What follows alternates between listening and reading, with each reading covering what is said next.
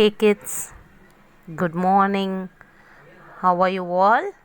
Hope you all are safe and good with your family members. Now it's time to move on to our English session. Our next session in English will be Unit 1 Supplementary. Jim Corbett, a hunter turned naturalist. Now read along with me. Edward James Corbett, popularly known as Jim Corbett, was a British wildlife photographer, hunter, tracker, naturalist, and writer. He has hunted a number of man-eating tigers and leopards in India. He had a lot of experience with tigers and other wild animals to shoot with the cine film camera. Corbett always preferred to hunt alone and on foot. He often hunted with Robin, his dog. Though he was an expert hunter, he admired wildlife. He did not like to kill wild animals for pleasure or sport. But he did not hesitate to kill man-eating tigers or leopards. He hunted these animals only to help people and only at the request of the government. He took no joy from the kill. He often said that not against the law of nature but against the laws of human.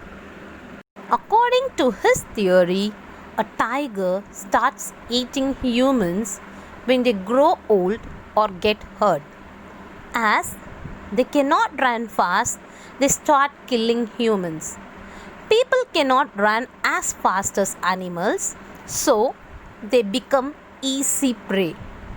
After eating human flesh once, a tiger will not eat any other flesh. These tigers are called man-eaters. His first man-eating tiger hunt was the Champawat tiger. It was a Bengal tigress responsible for nearly 436 deaths in Nepal and the Kumaon area of India.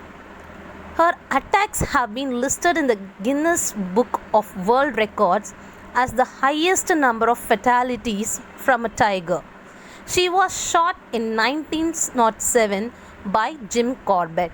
The tigress began her attacks in a Rupal village in western Nepal, Himalayas. Hunters were sent to kill the tiger, but she managed to escape from them. The Nepalese army, after failing to capture or kill the tiger, drove her across the border into India. There, she continued her killings in the Kumaon district. All her kills happened during the daylight.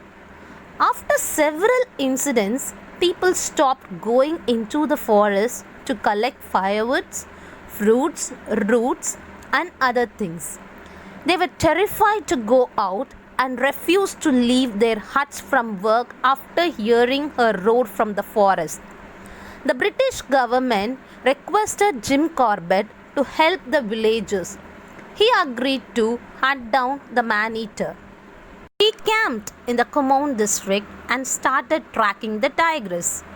He moved around the villages and restricted the activities of the man-eater.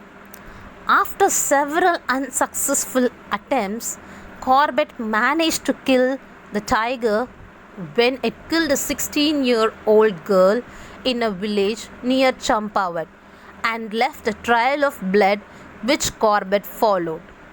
After a whole day of pursuit, Corbett had to abandon the hunt, decided to use the villagers and to organize a bait the next day near the Champa river. With the help of the Tahsildar of Champawat, the bait was organized with about 300 villagers. The next day, Corbett shot the tigress dead near the Chattar bridge in Champawat. A cement board was erected marking the place where the tigress was finally brought down. Postmortem on the tigress showed the upper and the lower canine teeth on the right side of her mouth were broken. The upper one is half the lower one right down to the bone. This injury was a result of an old gunshot from a game hunter who failed to track and kill it. According to Corbett, probably this injury prevented her from hunting her natural prey and hence she started to hunt humans. Jim Corbett was always against game hunting.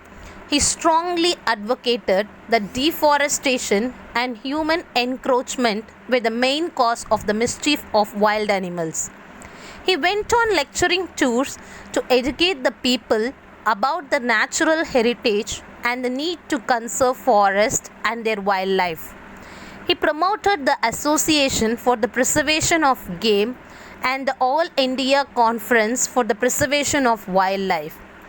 He played a key role in establishing India's first national park in the Kumaon Hills, the Hailey National Park in Uttarakhand, India. It was initially named after Lord Malcolm Hailey. Jim Corbett died on 19 April 1955. The park was renamed in 1957 as the Jim Corbett National Park. It was named after him to honor his role in establishing this protected area in 1930s. Now let us move on to our topic. This is about Edward James Corbett, who is popularly called as Jim Corbett. He was a best wildlife photographer. He was also a hunter, tracker, naturalist and writer. He hunted many man-eating tigers and leopards. He had lots of experience with shooting them with a cine-film camera also. This man, he always preferred to hunt alone and he used to walk for it. He used to accompany with his dog Robin. Though he was an expert hunter, he always admired wildlife and he doesn't kill anything for his pleasure or sport. But he does not hesitate to kill man-eating animals because to protect the human beings at any cost. He often will say that he is not against the law of nature but against the laws of human. According to him, when does a tiger start eating human is when it is old, because it cannot run fast, right? So it kills human because we cannot run as fast as animals, right? So we will become their easy prey. So after tasting the human flesh, it will never eat any other thing. So these types of tiger are called man eaters. And here we are going to talk specifically about the Champavat tiger. It is Bengal tigress. Tigress means female tiger. So this is responsible for nearly 436 deaths. Such an high rate, right? So 436 deaths in Nepal and Kumaon area of India.